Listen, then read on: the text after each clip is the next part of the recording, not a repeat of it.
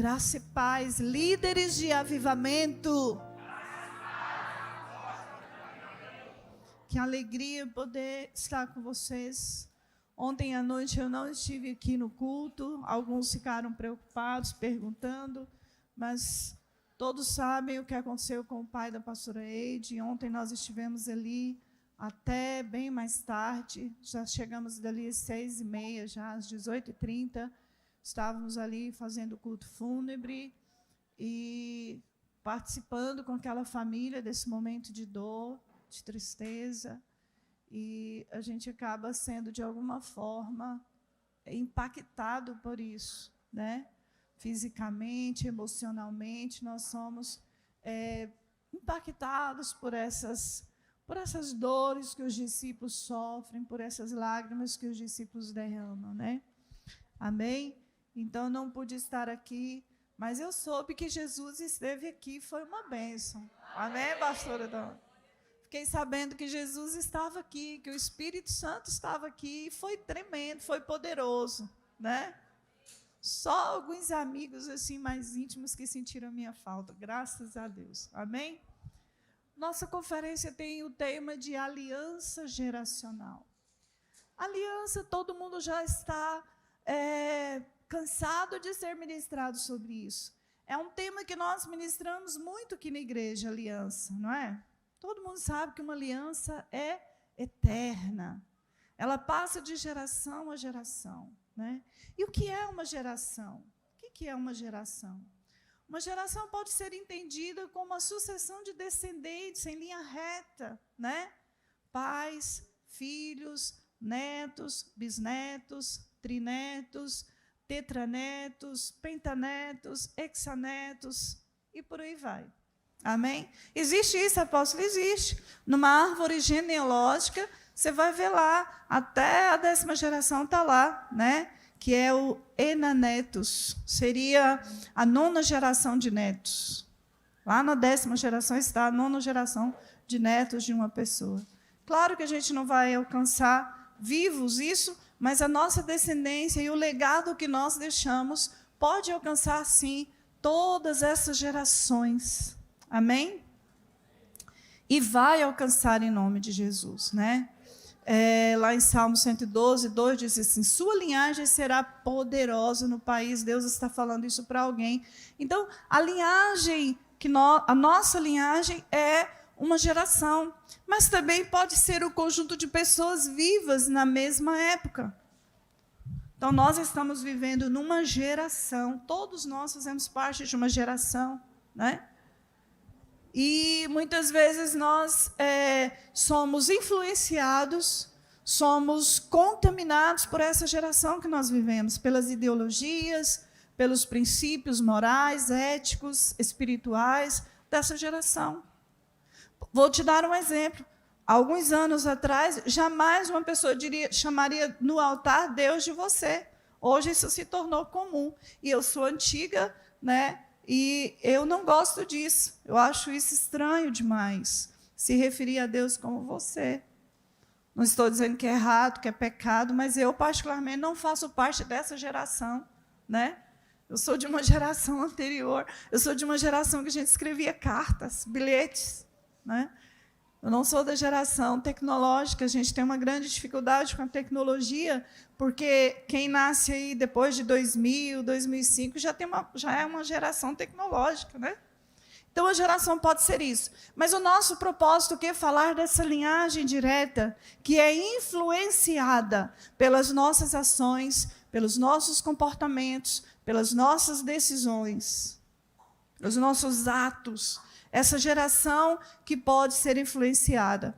E aí eu quero ler com você no livro de Jó, capítulo 42, versículo 1, onde diz assim: então Jó abre seu coração diante de Deus e declara: sei que podes realizar tudo quanto desejares.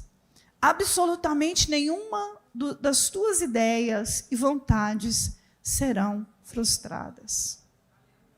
Diga glória a Deus. Diga, nenhum dos planos, nenhum dos propósitos de Deus podem ser frustrados. Ninguém vai frustrar Deus. Deus não é como nós, que pensamos em fazer alguma coisa, planejamos fazer alguma coisa, e quando isso não dá certo do jeito que nós queríamos, nós ficamos frustrados. Deus não é assim, Ele não se frustra, apesar das nossas limitações e das nossas decisões equivocadas e erradas. Qual é o objetivo dessa palavra? É evidenciar que os nossos valores, que as nossas condutas podem reverberar em nossa descendência por gerações. Diga assim: todas as minhas decisões, todas as minhas condutas, todas as minhas ações podem reverberar por gerações. Podem reverberar. Podem e vão. Misericórdia ou glória a Deus? Amém. O que você diz quando você pensa que tudo o que você está fazendo hoje é uma herança espiritual que você está deixando para a sua descendência? Você se alegra? Você se alegra em saber que as suas ações serão repetidas? Que suas palavras, suas atitudes, seus comportamentos serão repetidos? Foi o que nós ouvimos aqui na sexta-feira. Se houvesse 10 de você, seria mais céu ou mais inferno? Aquela palavra me impactou, queridos. Eu comecei a pensar sobre isso. Se eu tivesse 10 de mim, se tivesse 10 Márcia aqui na igreja, 10 apóstolos Márcia, como é que seria, gente? O povo viveria mais opresso ou mais liberto? A igreja cresceria mais ou minguaria mais? Eu digo, meu Deus, tem misericórdia, Senhor. Eu lhe confesso que eu fiquei assim, impactada com essa palavra, né? Às vezes as coisas simples são colocadas de forma que nos traz um impacto. Então, misericórdia ou glória a Deus, que eu vou ser influenciadora da minha descendência. Eu entendi isso a partir do encontro, e a partir do encontro com Deus, eu comecei a me preocupar com a minha descendência, e a orar pela minha descendência, e a profetizar sobre a minha descendência. Amém? E nós vamos falar sobre a descendência de Sete. O pastor Fábio começou a falar aqui sexta-feira sobre a descendência de Sete. Nós vamos falar um pouquinho sobre isso. Nós poderíamos falar sobre a aliança geracional que Deus faz com Abraão. Mas eu acredito que o tema Abraão já é bastante conhecido da igreja.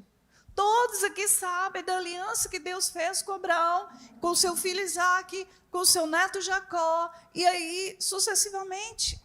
Todos aqui conhecem esse tema. Então vamos falar um pouquinho antes de Abraão. Vamos falar da linhagem de Sete. O propósito de Deus para criar o homem, queridos, nunca será frustrado. O propósito de Deus para o homem nunca será frustrado. Lá em Gênesis capítulo 1, 26, assim, então Deus determinou, façamos o ser humano à nossa imagem, de acordo com a nossa semelhança. Dominem eles sobre os peixes do mar, sobre as aves do céu, sobre os grandes animais e sobre todas as feras da terra, e sobre todos os pequenos seres viventes que se movem rente ao chão. Deus, portanto, criou os seres humanos à sua imagem, a imagem de Deus os criou, macho e fêmea os criaram. Deus os abençoou, lhes ordenou. Deus fez o que, queridos? Diga, os abençoou e lhes ordenou. Então Deus diz, sejam férteis, multiplicai-vos, povoai e sujeitai a terra, toda a terra. Dominai sobre os peixes do mar, sobre as aves do céu e sobre todo o animal que rasteja sobre a terra. E acrescentou Deus, eis que vos dou todas as plantas que nascem por toda a terra e produzem sementes, e todas as árvores que dão frutos com sementes. Esse será o vosso alimento. Também dou a todos os animais da terra, a todas as aves dos céus e todos os répteis da terra, e a todas as criaturas em que há fôlego de vida, todos os vegetais existentes como mantimento e sustento. E assim aconteceu. Então Deus contemplou toda a sua criação, e eis que tudo era muito bom. A Bíblia diz que Deus criou todas as coisas e viu que era bom. Mas quando ele criou o ser humano, a sua imagem e semelhança, ele viu que era muito bom. Era muito bom. Deus ficou feliz em ter criado o homem. Sabe por quê, queridos? Deus tinha um propósito para nós, raça humana. A palavra diz que os abençoou. Deus nos criou e nos abençoou. Liberou sobre nós uma bênção. Deus nos deu um comando. Um comando. Sede férteis e multiplicai-vos. Povoai e sujeitai toda a terra. Foi um comando que Deus nos deu. E Deus nos deu um propósito. Deus nos deu um propósito. Deus nos deu um princípio. Qual foi o princípio? E o Senhor deu a seguinte ordem ao homem: comerás livremente do fruto de qualquer espécie de árvore que está no jardim, contudo não comerás da árvore do conhecimento do bem e do mal, porque no dia em que dela comeres, com toda certeza morrerá. Então Deus nos abençoou, Deus nos deu um comando para sermos férteis, multiplicadores, Deus nos deu propósito, Deus nos deu princípio, estava tudo correto, estava tudo certo. Mas nós sabemos o que aconteceu. Nós sabemos que o homem quebrou esse princípio e morreu, foi separado de Deus. E a partir desse ato do homem, ele perde a comunhão com Deus, e é isso que chama de morte. Consequentemente, o homem perde os seus direitos de filho, o homem perde o seu direito de governo, o homem perde o seu direito de posse, e a partir daí, o projeto de Deus, que não será frustrado, diga comigo, que não será frustrado, precisa ser reestruturado. Talvez se fosse um de nós, iria dizer assim: não, eu desisto. Eu criei um anjo, um arcanjo, um serafim, eu criei e um se rebelou contra mim. Agora eu crio um homem e ele se rebela contra mim também. Vou desistir. Deus desistiu? Deus se sentiu frustrado e ficou reclamando? Hein, Givan? Você não vai ver Deus reclamando, murmurando, frustrado, decepcionado, porque o homem não obedeceu o seu princípio. Porque a sua criação, o ápice da sua criação, aquilo que ele olhou e viu que era tão bom, agora estava distante dele. E precisava de um projeto, de um plano para ser resgatado.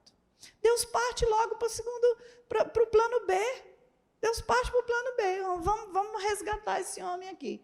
Ele se foi, mas eu vou trazer ele de volta, através de Jesus.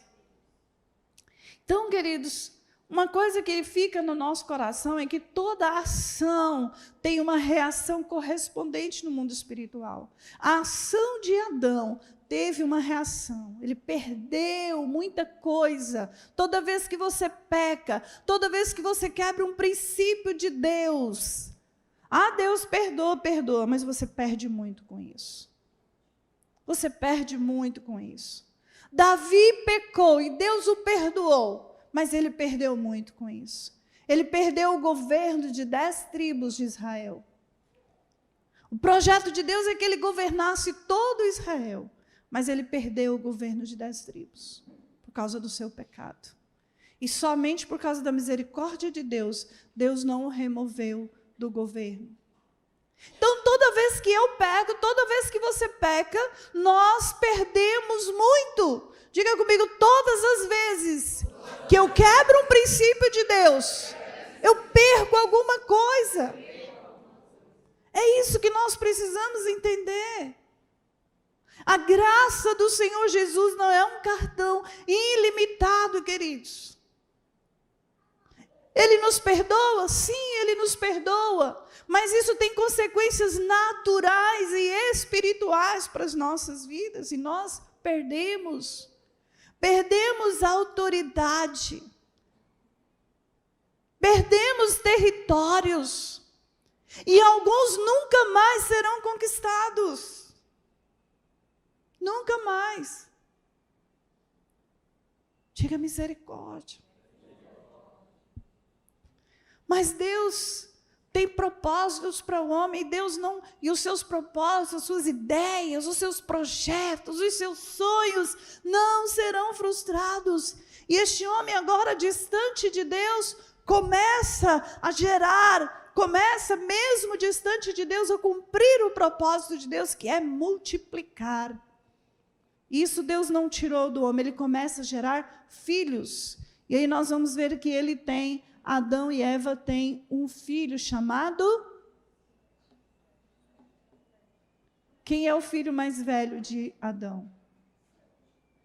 Sete? Caim. Adão e Eva têm um filho chamado Caim. Falei, será que eu que estou errando, gente? Será que está escrito? Vocês estavam olhando para cá? Vocês estavam esperando um versículo ali para vocês entenderem. Gente, só tem líderes aqui, misericórdia. Olhem como vocês são influenciáveis.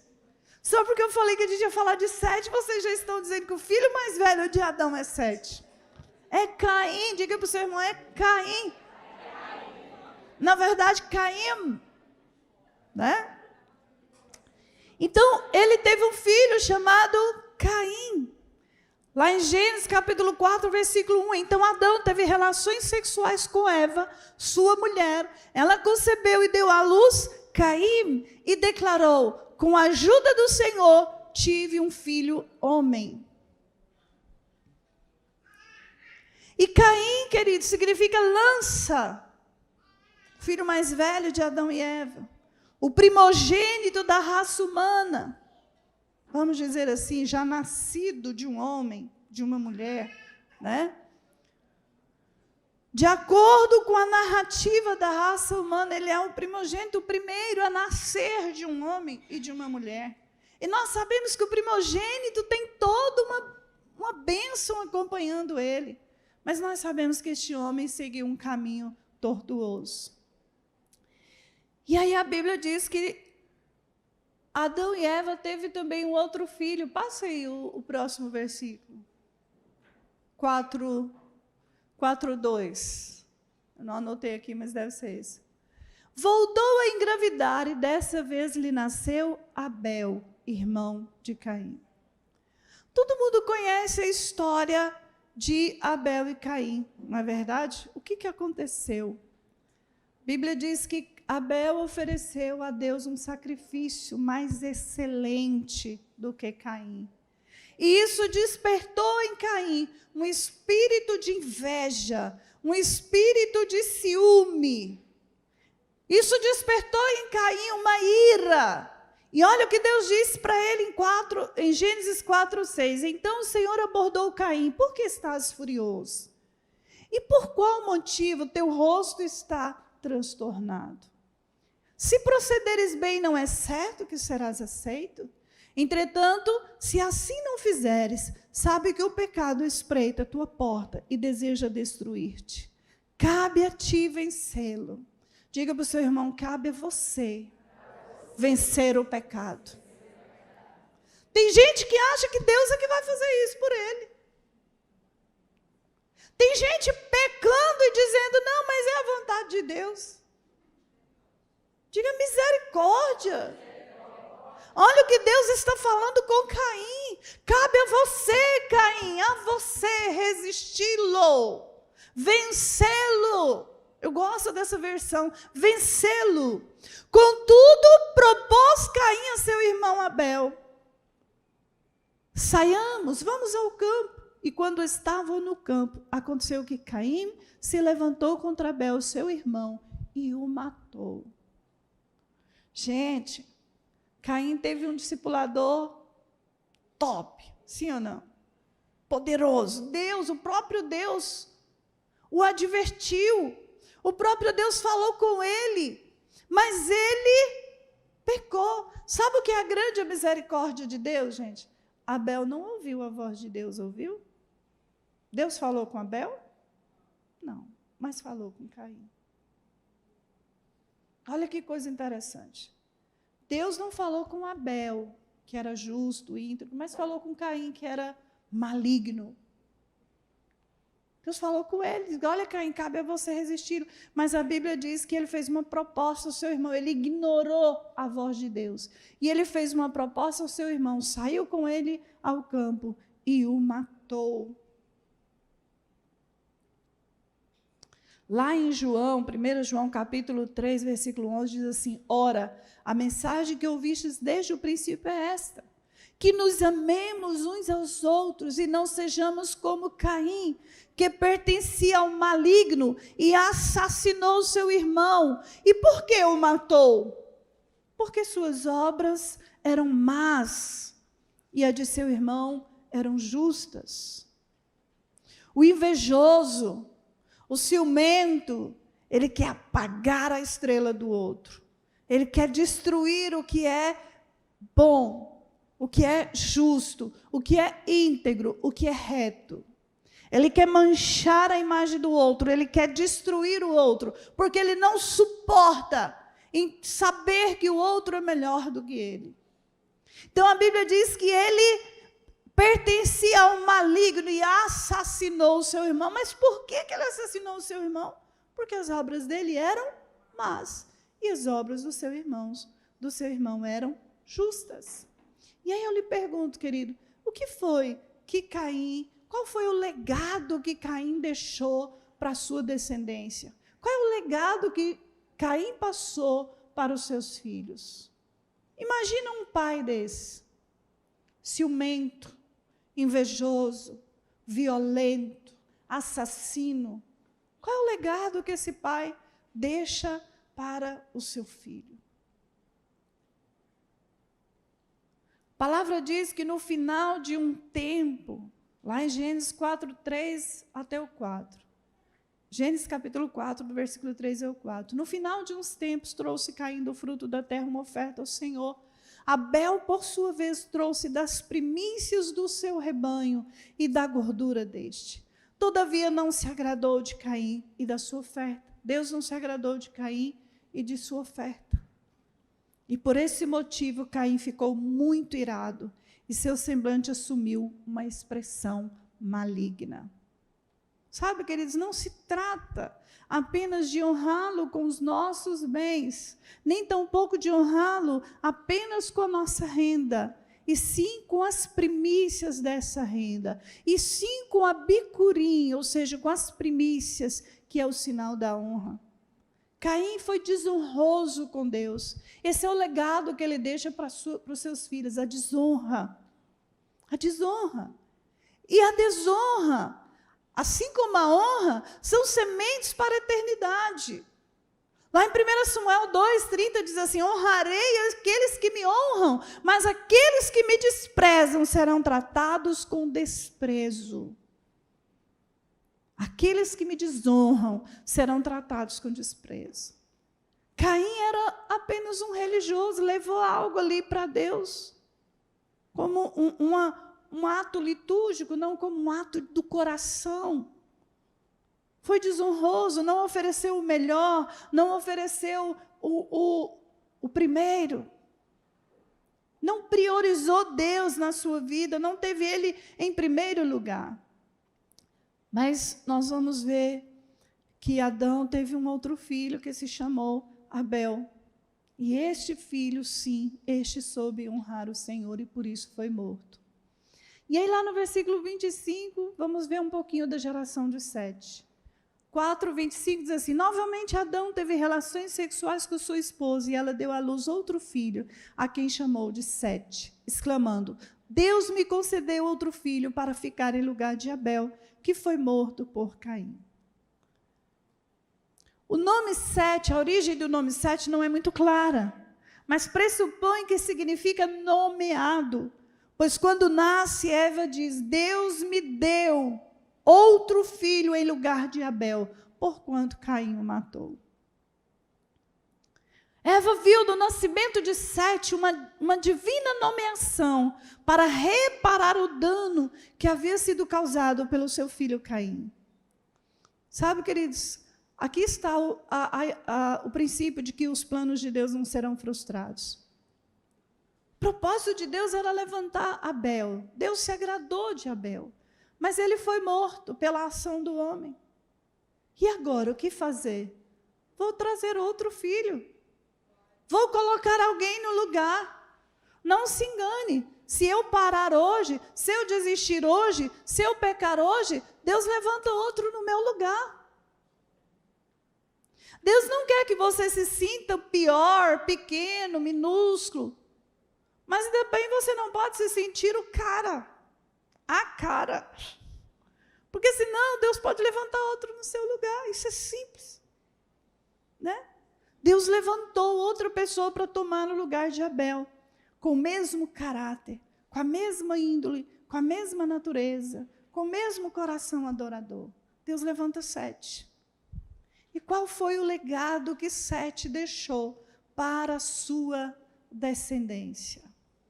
A mesma de Abel. O mesmo legado de Abel. Abel trouxe a primícia do seu rebanho, ou seja, a primeira cria das suas ovelhas. E incluiu também, queridos, parte da gordura das suas ovelhas. Isso indica que Abel trouxe o primeiro e o melhor para Deus. Digo, o meu primeiro e o meu melhor deve ser para Deus. Para quem é o seu melhor tempo? Para quem é o seu primeiro pensamento? Sabe, eu vejo as pessoas dizendo, meu pai é o meu tudo, é a minha base, é a minha força, é o meu vigor. E quando esse pai é tirado? Como foi tirado da pastora Eide tão precocemente? Como é que a gente fica? Minha mãe, eu não vivo sem ela, ela é meu tudo. Se ela morrer, eu morro também. Não, não é assim, gente. Eu amo a minha mãe, mas se ela morrer, eu vou continuar vivendo e servindo ao Senhor do mesmo jeito. Faltando um pedaço? Sim, mas vou continuar. Eu vejo mulheres que se casam e passam a viver as suas vidas em prol dos seus maridos. Até que ponto isso é bom? Eu vejo mulheres, eu já recebi várias mulheres ali no escritório da igreja, destruídas, arruinadas emocionalmente, fisicamente, mas pior, arruinada espiritualmente, porque o marido a traiu. E aí eu pergunto, foi Deus que te traiu? Ou foi o teu marido? Foi Deus que te feriu? Ou foi o teu marido? Porque o meu marido me traiu, me abandonou, eu não sirvo mais a Deus? Sabe por que isso, queridos? Porque Deus não é o primeiro e não é o melhor.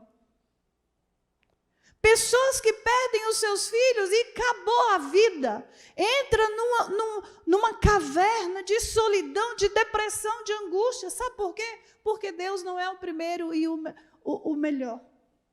Porque Deus não é prioridade. Então, a primícia da nossa vida é para Deus. O melhor que nós temos, o primeiro que nós devemos oferecer é para Deus. Amém?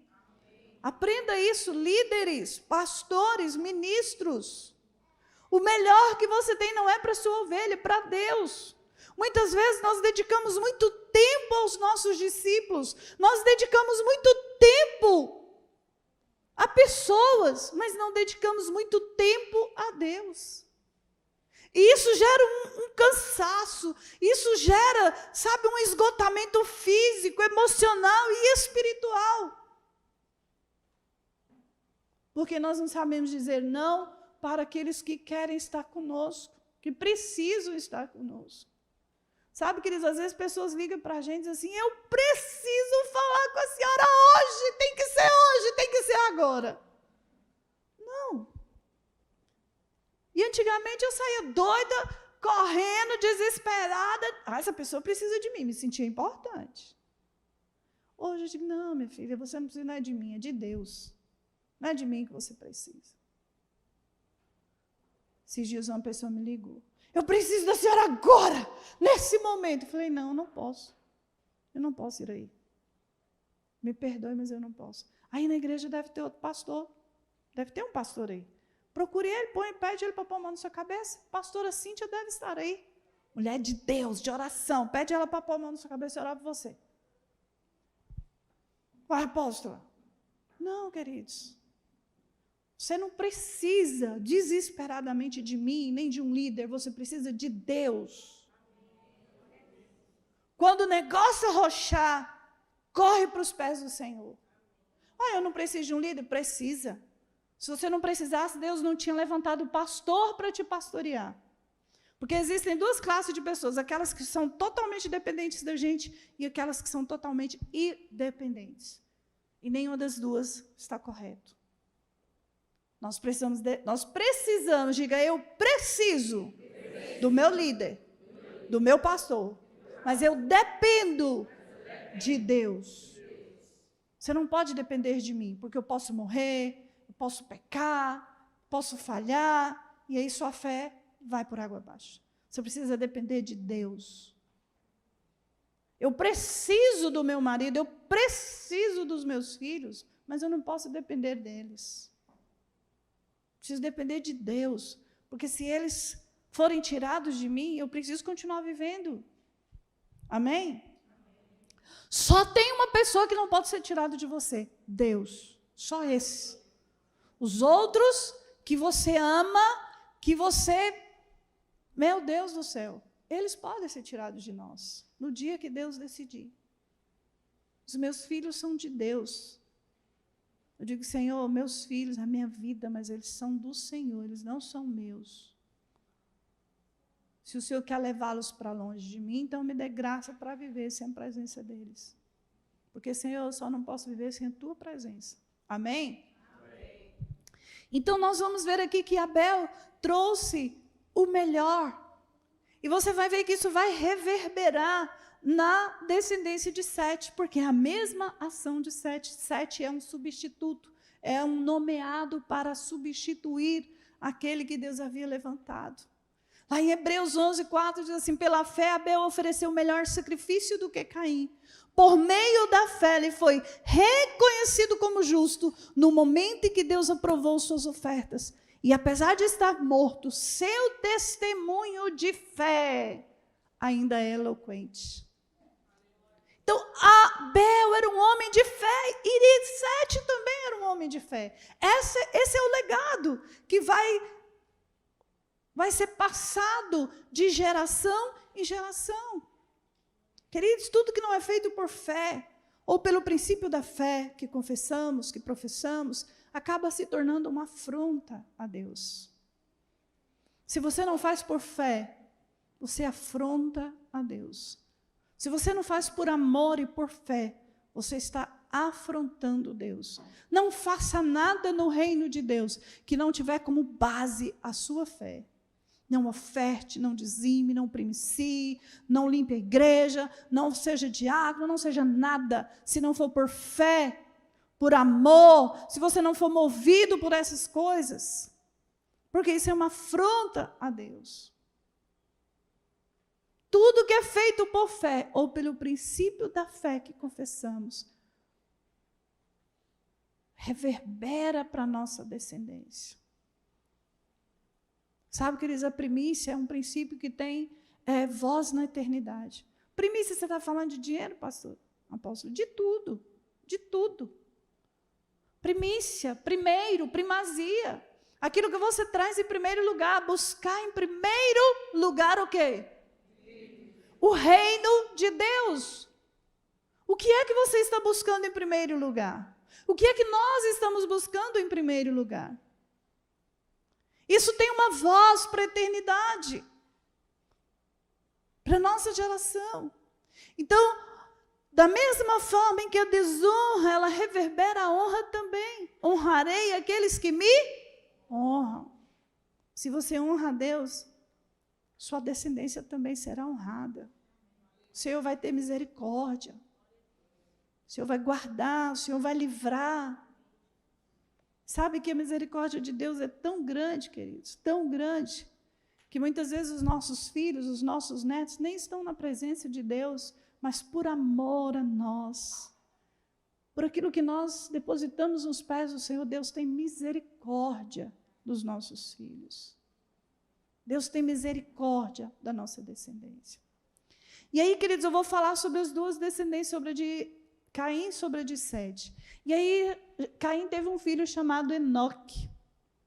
E ele foi lá e fundou uma cidade, deu a ela o nome de seu filho Enoque, lá em Gênesis 4,17, que é a primeira cidade registrada na Bíblia. Então, qual é a primeira cidade registrada na Bíblia? Diga, cidade de Enoque, ou cidade Enoque, né? Enoque, o nome do filho. Caim está exaltando o seu filho, dando a ele um motivo para se orgulhar, para se tornar poderoso, para se tornar altivo. Quando você vai estudando a descendência de Caim, você vai ver que esse sentimento de orgulho, de soberba, de altivez, vai crescendo na geração dele, vai perpetuando no coração da geração dele, da descendência dele. Esse é o legado que Enoque deixa para os seus filhos. Orgulho, soberba, altivez. Ele se torna poderoso, tem uma cidade com seu nome, né? E aí você vai ver que, correspondente a Enoque, nasce Enos. Caim tem um filho chamado Enoque, e Sete tem um filho chamado Enos. Ao mesmo tempo, essas duas descendências elas vão caminhando com condutas e ações muito diferentes. Lá em Gênesis 4:26, Sete foi pai e deu a seu filho o nome de Enos, que foi o primeiro a proclamar o nome de Yahvé. E sabe o que é interessante? Aos 105 anos, Sete teve um filho, e Sete honrou a Deus, dando ao seu filho primogênito, Enos, um nome com o mesmo significado do nome do seu pai Adão. Adão, terra, né? Então, Enos significa homem, pessoa, ser humano, humanidade. E a palavra hebraica, querido, vem da mesma raiz que transmite o sentido de frágil, de fraco. Está vendo a diferença? Um está crescendo, altivez, soberba. O outro, fraco, pequeno. Está vendo como as coisas de Deus elas são, às vezes, confusas? Um nasce para a grandeza, se colocando, se inserindo num contexto de grandeza. O outro nasce e recebe um nome que tem a mesma raiz de fragilidade, ou seja, dependência de Deus. O outro resolve gerar uma descendência independente de Deus, esse que resolve ter filhos dependentes de Deus. E Enos foi o primeiro homem a proclamar o nome do Senhor. E a expressão proclamar indica que Enos foi o precursor das reuniões comunitárias de ensino, de adoração e de celebração do Senhor. Enquanto Enoque está reunindo o povo para crescer como cidade, ele está reunindo o povo para adorar a Deus. Enos está reunindo o povo para adorar a Deus. Então, essa reunião que nós estamos tendo aqui hoje, o precursor desse tipo de reunião que nós temos hoje é o filho mais velho de Sete, é Enos. O texto nos leva a deduzir que a partir dele os homens começaram a invocar o nome de Yahvé. E talvez a partir dali tenha sido estabelecida uma forma, uma espécie de adoração formal, institucionalizada, onde todos se reuniam coletivamente para buscar a presença do Senhor. Sabe, queridos, desde o início da geração de Sete, nós podemos perceber certamente que a espiritualidade dessa geração, da linhagem de Sete, está prosperando, da mesma forma que a impiedade prospera na descendência de Caim. E aí, depois deles, nós vamos pensar aqui qual foi o legado que Enos deixou para os seus filhos. Adoração ao Senhor, louvores, dedicação, atenção total a Deus. Enos não fez coisas, aparentemente aos olhos humanos, grandiosas. Ele só começou o culto de adoração ao Senhor. Enquanto o outro está fundando uma cidade com seu nome, Enos está simplesmente reunindo as pessoas para adorar o nome do Senhor. E aí veio mais filhos. Enoque teve um filho chamado Irade. Enos teve um filho chamado Cainã. Irade teve um filho chamado Mehusael, que na nossa Bíblia está Meujael. E Cainã tem um filho chamado Maalalel. Está vendo como até os nomes são parecidos? Aí na quarta geração, Mehusael tem um filho chamado Metusael. E Maalalel tem um filho chamado Jared, e a Bíblia não registra nenhum tipo de acontecimento sobre eles. Mas aí vem outro filho, na quinta geração de Caim, nasce então Lameque, que é filho de Metusael.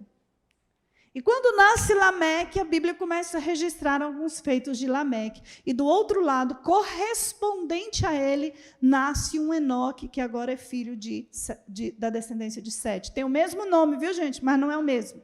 É filho de Jared. E aí começa a se... Eu achei interessante, porque as duas gerações vai crescendo. Quando um de um lado faz uma coisa, o outro do lado faz também. Quando o outro não... A Bíblia não registra nada da geração de Caim, não registra nada da geração de Sete. Mas aí, quando alguém se manifesta aqui, os dois lados se manifestam. Então, Lameque lá em Gênesis 4, 23. Então, Lameque vangloriou-se diante de suas esposas, Ada e Zilá. Ouvi-me, vós, mulheres de Lameque, escutai o que passo a declarar-vos. Matei um homem por causa de ferimentos que me causara, e uma criança porque me ofendeu. Ora, se Caim é vingado 7 vezes, Lameque pode ser 70 vezes 7. Isso é uma pronúncia egoísta, soberba, altiva ou não? Matei um homem porque me feriu, e matei uma criança porque me ofendeu, me aborreceu. E ele está se vangloriando disso. Por quê? Porque ele é altivo, ele é soberbo, ele é arrogante.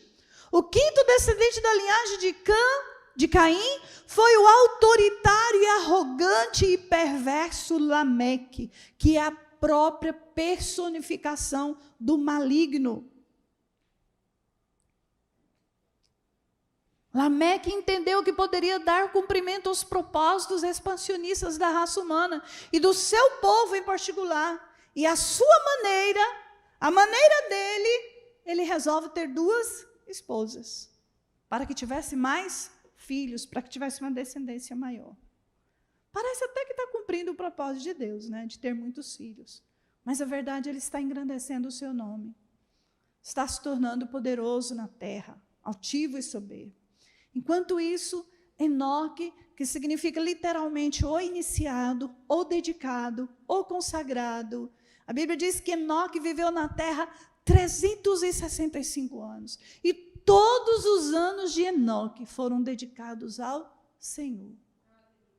Havia uma comunhão tão íntima, tão profunda, que aos 365 anos, numa época em que os homens viviam 900 anos, 800 anos, aos 365 anos, Deus o tomou para si. Ele foi trasladado. O primeiro homem a ser trasladado. O consagrado a Deus, o que viveu exclusivamente para Deus, para conhecer a Deus, para ter comunhão com Deus, para ter intimidade com Deus, a tal ponto de não morrer, de não participar da morte física, de ser arrebatado. Só 2 coisas são ditas acerca de Enoque: que ele andava com Deus e que Deus o tomou para si. Só essas 2 coisas que a Bíblia fala sobre ele. Simples assim. E Enoque andou com Deus todos os dias da sua vida. Vamos colocar lá? Gênesis capítulo 5, versículo 23 e 24.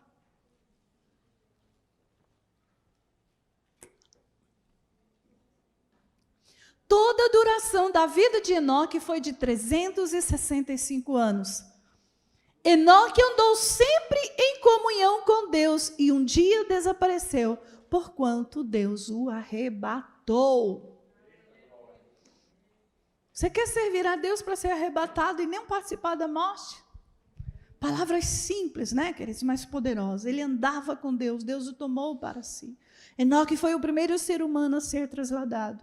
E na tipologia cristã, Enoque é o tipo da igreja. Todo mundo sabe o que é uma tipologia, né, gente? É quando alguém ou uma situação é usada como modelo para os dias de hoje. Então, Enoque representa a igreja, representa nós, a igreja do Senhor Jesus, que será arrebatada. A igreja que não participará da grande tribulação. Assim como Enoque foi arrebatado antes do dilúvio, nós seremos arrebatados antes da grande tribulação. Amém? Há quem diga que a igreja ficará para participar da grande tribulação. Eu acredito que não. Tá? Eu sou do entendimento que não, que a igreja será arrebatada antes. Mas aqueles que quiserem ficar para a grande tribulação, não tem problema. Se você quiser ficar, você pode ficar. Amém? Então, eu acredito que nisso aqui, assim como Timóteo foi arrebatado, desculpa, gente, já estou colocando outra pessoa aqui. Assim como Enoque, né, foi arrebatado antes do dilúvio, a igreja será arrebatada antes da grande tribulação. Sabe, queridos, Enoque foi um homem de fé. Ele está registrado lá em Hebreus capítulo 11, versículo 5. Ele fez parte da galeria da fé, faz parte da galeria da fé. Por meio da fé, Enoque foi arrebatado de forma que não experimentou a morte, e já não foi encontrado, porquanto Deus o havia arrebatado, visto que antes de ser arrebatado, havia recebido o testemunho de que tinha agradado a Deus. Todo mundo sabia que Enoque agradava a Deus. Você está entendendo como os planos de Deus nunca serão frustrados?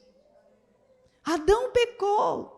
Caim não ouviu a voz de Deus, mas está aqui Enoque, ouvindo a voz de Deus, andando com Deus, servindo a Deus, tendo comunhão com Deus, a ponto de ser arrebatado.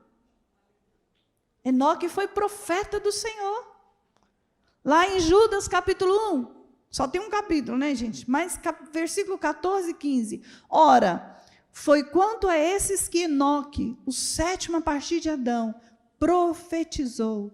Eis que vem o Senhor com milhares de seus santos, a fim de executar juízo sobre todos e convencer a todos os ímpios de todas as ações malignas que cometeram, e de todas as palavras insolentes que os pecadores incrédulos proferiram contra ele.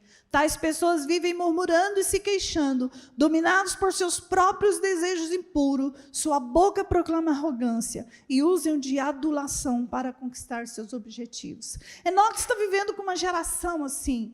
Está vendo a geração do seu conterrâneo aqui, do Caim, né? Está vendo aí o seu primo próximo, Lameque, se vangloriando. Enquanto isso, ele está servindo o Senhor e profetizando. Eu penso que um homem como Enoque sabia de tudo. Tinha noção das coisas, tinha discernimento, porque era um homem que estava com Deus. Um homem sábio, um homem maduro, centrado, um homem sensato, um homem que provavelmente destilava conhecimento. Porque naquela época, queridos, ou ele tinha comunhão íntima com Deus para saber das coisas, ou não saberia, porque não tinha um livro para abrir e ler. Não tinha uma Bíblia na mão dele para ele ler e ouvir a voz de Deus. Imagina que hoje nós temos a Bíblia na nossa mão e muitas vezes não sabemos de nada. Diga misericórdia. Então, qual é o legado que Lameque, filho de Caim, deixa para da sua descendência? Arrogância, soberba, altivez, violência, era um homem violento. Mas qual é o legado que Enoque deixa para a sua descendência? Intimidade com Deus, comunhão com Deus. Amém? E aí, Lameque tem 3 filhos, Jabal, Jubal e Tubal-Caim. E uma filha, que a Bíblia registra o nome dela, que é Naamá. Naamá. E aí a gente pensa assim, você vai ver aqui uma coisa interessante.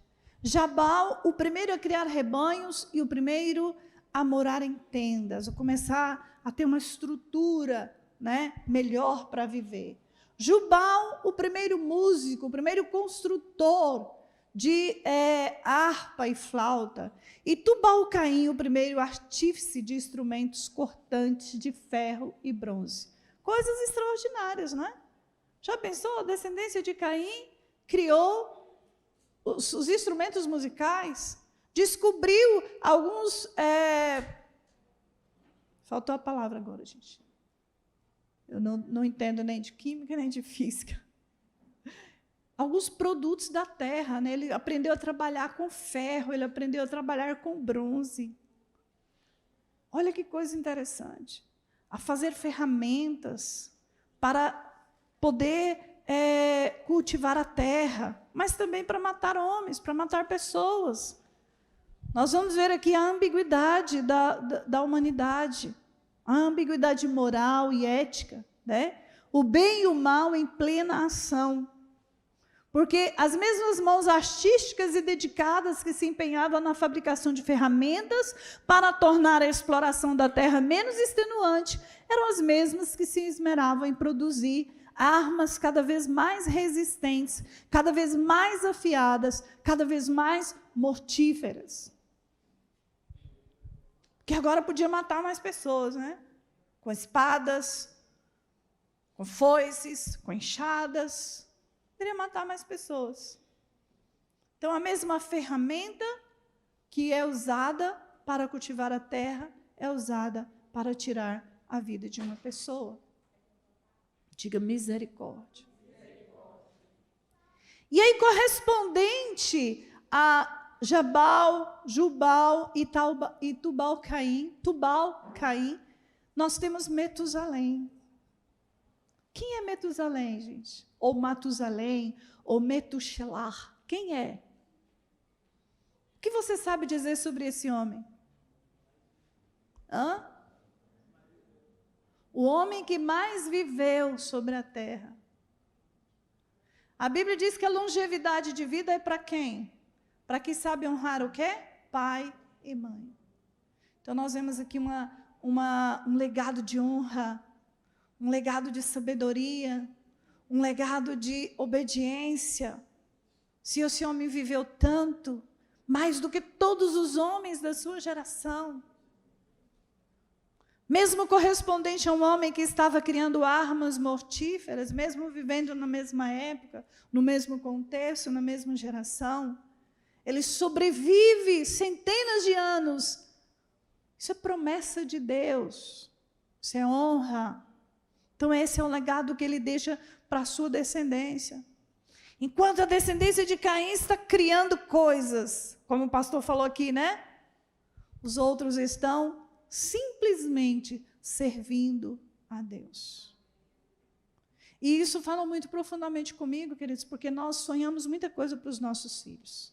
Queremos que os nossos filhos se formem, sonhamos em ver a formatura, a graduação dos nossos filhos, a pós-graduação, o doutorado. Sonhamos ou não sonhamos, tá, com isso? E muitas vezes fazemos um sacrifício terrível.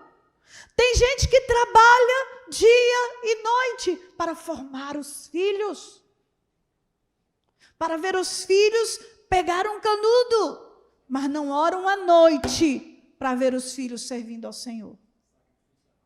Mas não jejua um dia, ou 3 dias, ou 7 dias, para resgatar os filhos que se perderam. E nós, líderes, não adianta nós cuidarmos dos outros e não cuidarmos dos da nossa casa. A Bíblia diz que nós somos aqueles que não cuidam dos seus, é pior do que os ímpios e já negou a fé. Tem gente dentro da igreja que é capaz de fazer imensos sacrifícios pelos outros, mas não faz pela própria família. Não cuida dos seus de dentro de casa. Não é capaz de fazer um sacrifício, de ter tolerância, paciência, amor com aqueles que estão se perdendo.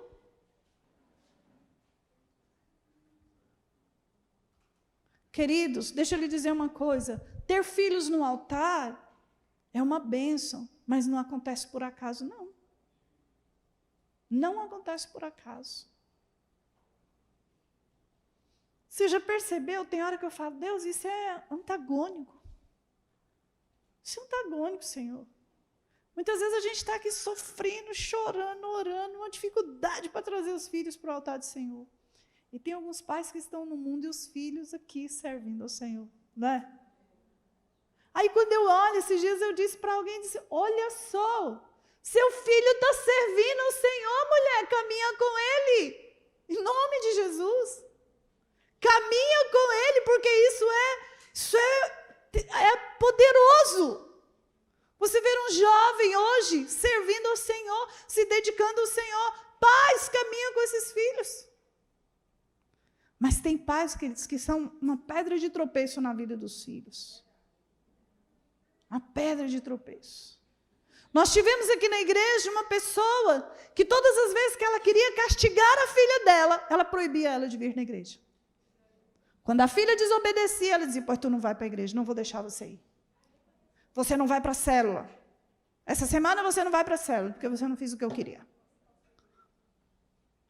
E ela tanto pelejou que ela conseguiu tirar a filha dela da igreja e mandar a filha dela para o mundo. Para servir o mundo. Diga misericórdia. Nós precisamos entender uma coisa, queridos. Nós não podemos desistir dos nossos. Nós precisamos dedicar tempo da nossa vida orando pelos nossos. É muito triste ver alguém da nossa família partir para a eternidade sem Cristo. É muito triste. Você perder alguém da sua família e saber que essa pessoa não foi para a eternidade com Cristo. E aí muitas vezes Deus ministra no seu coração, desperta você e você está paralisado, acomodado, dormindo a noite toda, comendo todos os dias. Pai e mãe que tem filhos no mundo, você tem que jejuar pelo menos uma vez por semana pelos seus filhos. E eu aconselho pais e mães que ainda não têm filhos, jejuem para que os seus filhos nunca vá para o mundo. Se antecipe, jejue, quebrando todo o nível de herança maligna. Porque nós vimos aqui, que na geração de Caim, você não viu ninguém servir a Deus. Você viu alguém servir a Deus aqui? Ninguém. De geração. Isso tem uma explicação na psicologia, queridos. Isso se chama condicionamento. Nossos filhos são, muitas vezes, uma das teorias da psicologia, diz que os nossos filhos são condicionados pelo que fazemos, pelo que vivemos, pelo que ensinamos. São formatados pelo ambiente que vivem, pelas influências externas. Poderíamos chamar de uma herança maldita, de uma maldição hereditária, mas poderíamos também chamar de exemplo, comportamentos que não viram, que não observaram.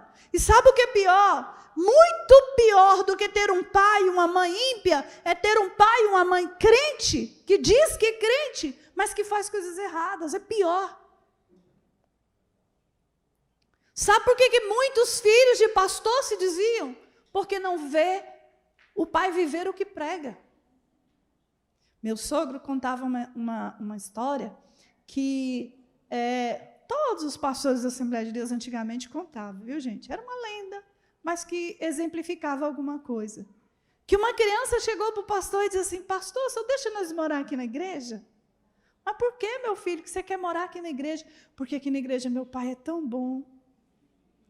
Aqui na igreja meu pai é tão bonzinho, deixa nós morar aqui. Lembra do senhor contar isso? Muitos pastores contavam isso antigamente. E eu não sou de antigamente, mas estou te contando. Sou jovem, sou dessa geração. Então, tem muitos filhos que gostaram de morar aqui na igreja, porque aqui o papai e a mamãe são maravilhosos. Mas em casa são terríveis. Xingam, gritam, brigam, batem, amaldiçoam. Diga, aqui nessa igreja não. Isso é lá, em outros lugares.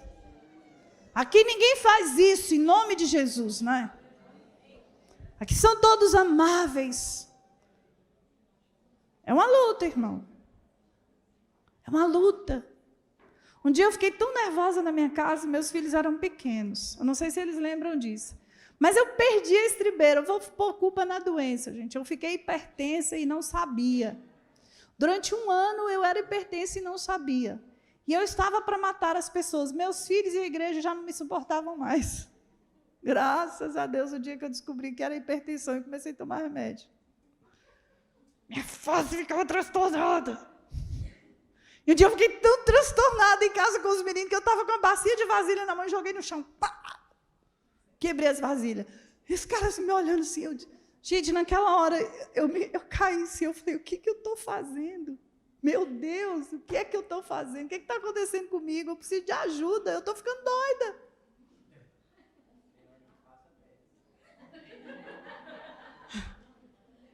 Senhor, eu estou ficando louca, eu estou perdendo esse... Senhor, o que está acontecendo comigo? Eu me lembro que eu estava aprendendo a dirigir, os meninos não tinham idade para dirigir ainda, eu ia levar eles na escola, ou ia sair com eles na rua, e esses meninos começavam a me atazanar dentro do carro. Gente, era um tormento, era triste. Olha, eu já dei meus maus testemunhos, viu? Já dei meus maus exemplos. Mas Deus teve misericórdia de mim e guardou meus filhos.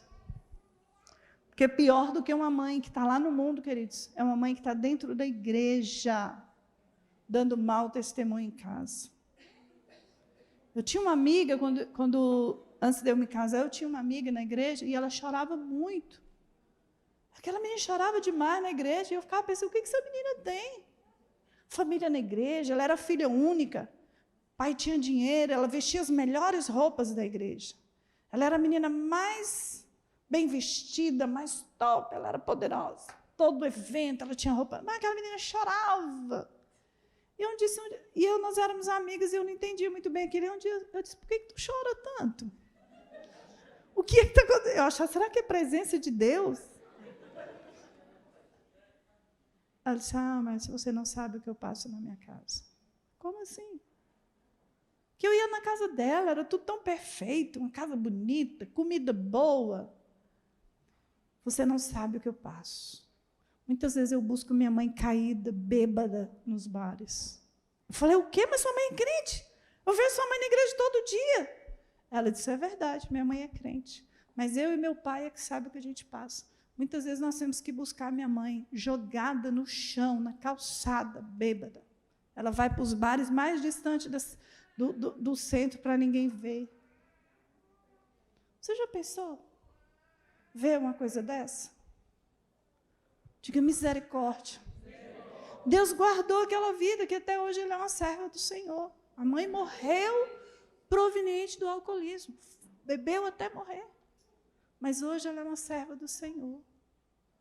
E hoje, há pouco tempo, ela entrou em contato comigo pedindo minha oração, porque hoje ela lida com um filho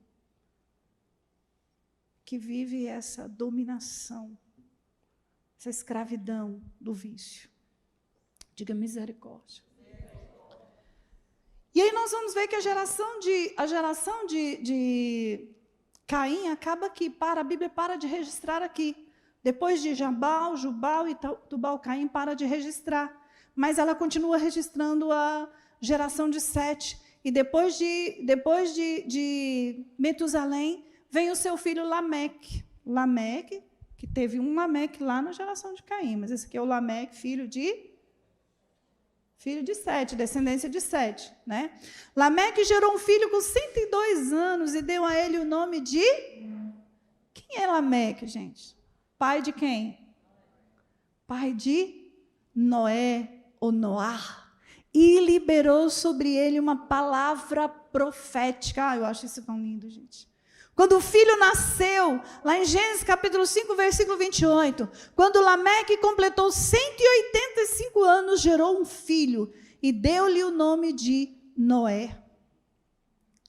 Porque profetizou sobre ele, esse nos aliviará do nosso árduo trabalho e do sofrimento das nossas mãos, causados pela dureza dessa terra que o Senhor amaldiçoou. Então, quando o filho nasceu, ele liberou sobre ele uma palavra profética. E olha só, a Bíblia diz que Noé, que é da 8ª geração de Sete, Ele foi um homem íntegro, justo e andava com Deus. Ele é descendente de quem? De Enoque, que foi trasladado. De Enos, que começou a adorar o Senhor, as reuniões de adoração ao Senhor. Então a Bíblia diz que ele é íntegro, não era um homem íntegro, justo, em todos os seus caminhos e andava com Deus. E a Bíblia diz que ele teve 3 filhos. Os filhos de Noé que saíram da arca com ele. Que entraram na arca com ele e saíram da arca com ele. E isso é tão tremendo, queridos. E eu estava pensando sobre isso, que não morreram só descendentes de Caim no dilúvio. Morreram descendentes de Sete também. Porque olha o que acontece. Será que só tinha Noé e os 3 filhos dele que eram descendentes de Sete? E suas esposas? O que você acha, Misael? Será que naquele momento só tinha eles? Eu penso que tinha mais pessoas. Mas que por alguma maneira, de alguma forma, se deixaram ser contaminados, influenciados pela geração de Caim.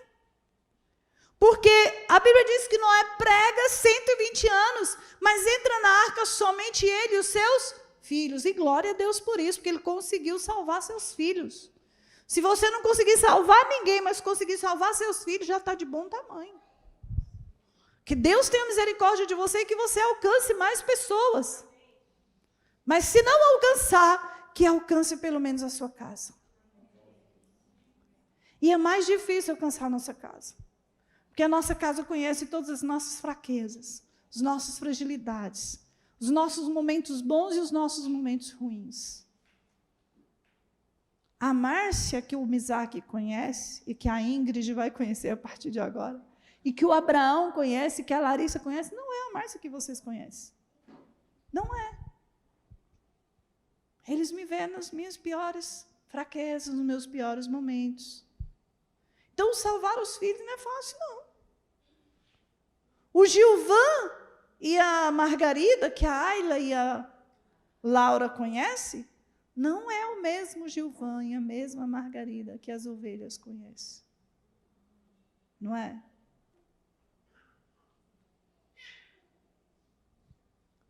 Mas aí, queridos, como família, nós vamos corrigindo uns aos outros, nós vamos admoestando uns aos outros, né? Pai, como é que é isso? O que o senhor está falando? O senhor é um homem de Deus. Mãe, pelo amor de Deus, mãe, não acredito que você está falando isso.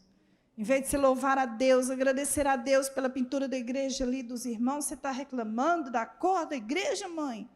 É mesmo, né, meu filho? Sangue de Jesus tem poder. Perdoa, Senhor, tua serva. Já contei a história da igreja, né? Meu filho me deu uma repreensão, irmãos. Passei aqui na igreja dos irmãozinhos ali, dos nossos irmãos em Cristo Jesus, ali da Assembleia, falei, mas como é que pinta uma igreja feia desse jeito? Meu Deus do céu, esses irmãos não têm noção de cor, não. Como é que pinta cinza com marrom? Não são nem cores análogas.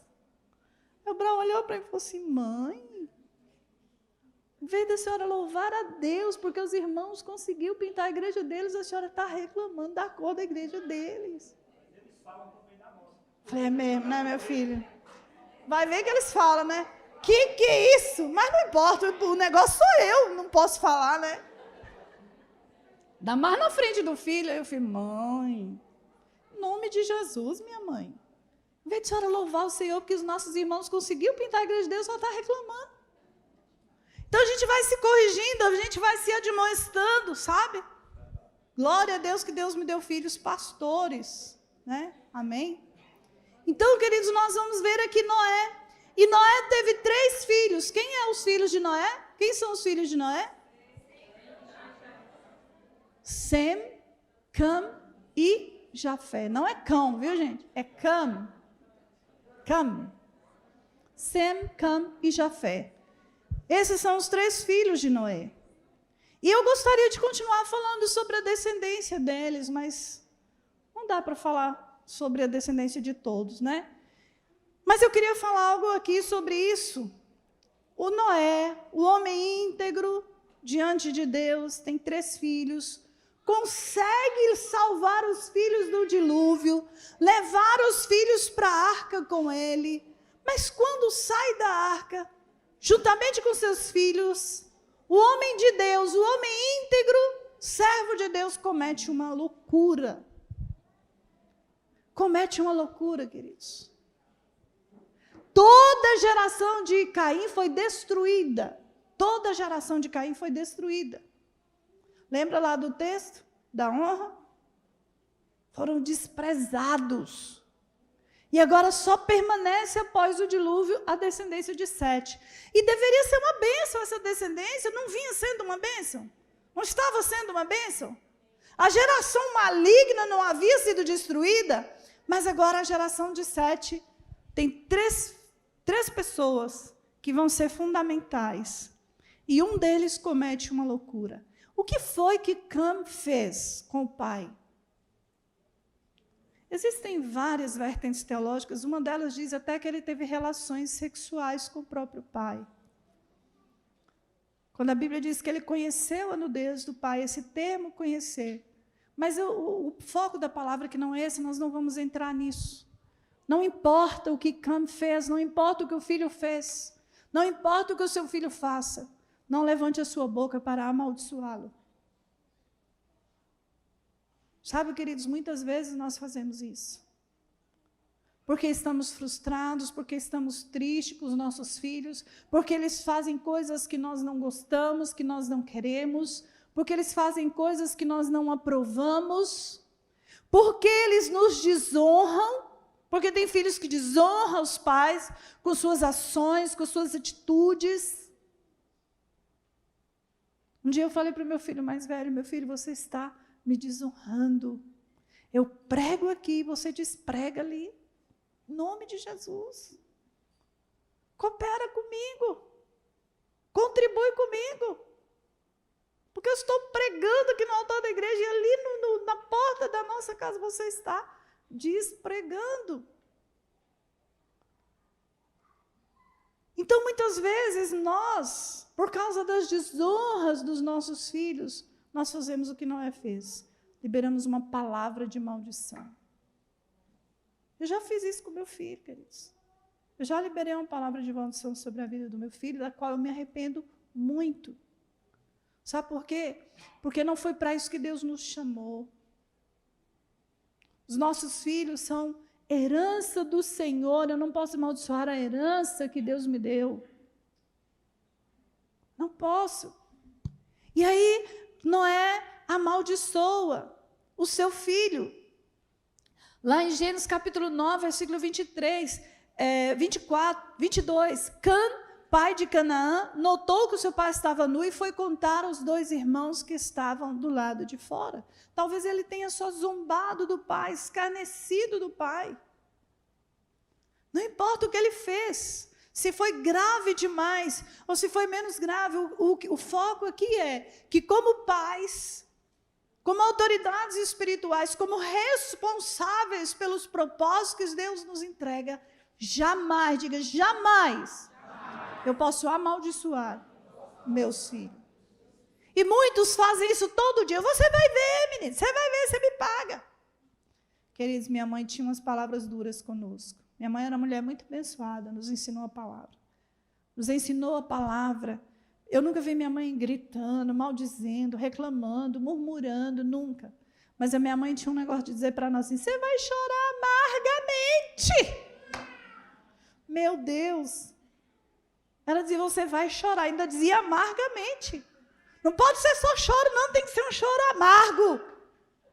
Está repreendido em nome de Jesus. Você já pensou? Você vai ver, minha filha, você vai chorar amargamente. A minha irmã estava noiva, a pastora Célia estava noiva, de um homem que a minha mãe gostava muito. Família conhecida há muitos anos. Os goianos têm um negócio de casar assim com os vizinhos das fazendas. O povo que conhece a família, gerações e gerações. Minha mãe queria muito esse casamento, e minha irmã já não queria mais. Estava orando para Deus tirar ela desse noivado. E ela orou pedindo uma resposta de Deus, e ela disse, Senhor, fala comigo sim ou não. As pastoras Célia, quem conhece a pastora Célia aqui? Senhor, eu preciso que o Senhor só fale sim ou não para me terminar. E sabe quem foi que Deus usou para dizer para ela? Não. Quem foi? O pastor Edson. A primeira vez que ele viu ela, ele disse: Deus está te dizendo não. Gente, não sei não, viu? Deus está dizendo não. E aí a minha irmã resolveu terminar aquele noivado. Ah, meu irmão, você não está entendendo não. Foi uma semana de lágrimas em casa. Minha mãe chorava. Dizia: você vai se arrepender amargamente. Você vai ver. Você está jogando sua felicidade pela janela. Aí minha irmã dizia: então eu caso, minha mãe. Mas eu não quero que você case assim. Então eu não caso, minha mãe. Minha irmã era muito obediente, gente. Ela orava muito, era uma mulher de oração, era uma menina de oração. E eu ficava olhando aquele negócio, aquele choro, aquela lágrima, que foi semanas daquele jeito. Mas, graças a Deus, Deus teve misericórdia da minha irmã e ela conseguiu terminar aquele namoro. Porque aí Deus foi misericordioso com a minha irmã. Um dia nós descemos para a igreja e nós saímos e estávamos todas na porta, porque era assim, todas juntas. Minha mãe, minha irmã caçula, eu e a Célia, e o noivo vinha junto com nós 4 para casa. E nós estamos lá esperando o bendito do noivo que não aparecia na porta da igreja para ir embora. E minha mãe, ligada, disse: espera aí que eu vou lá ver o que ele está fazendo. Quando ela chegou, ele estava atrás da igreja com uma moça. Ah, minha irmã, essa minha mãe voltou muito brava. E assim Deus livrou a pastora Célia de um casamento infeliz e deu a ela o profeta que profetizou.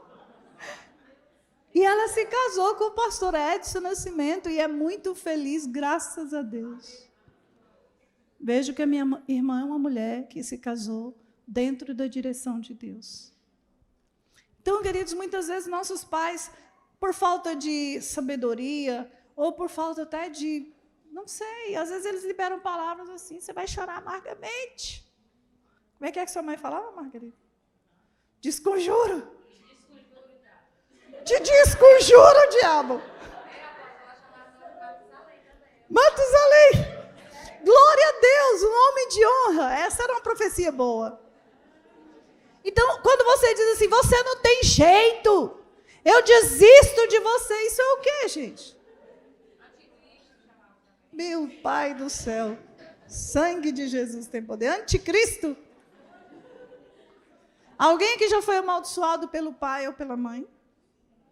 Alguém já recebeu uma palavra de maldição vinda da mãe, uma profecia? Deus vai quebrar isso hoje em nome de Jesus. Meu pai chegou a um ponto de falar para a mãe: Luísa, deixa o Gilvão de mão, porque ele não vai dar nada. Deixa ele de mão. Meus 20 anos de idade. Os propósitos de Deus não serão frustrados. Às vezes a mãe desiste, o pai desiste, mas Deus não desiste. Deus não desiste. Mas não são todos, queridos, que conseguem contrariar uma palavra profética assim. Quero chamar o Ministério de Louvor aqui, quero chamar você, pedir você para se colocar de pé.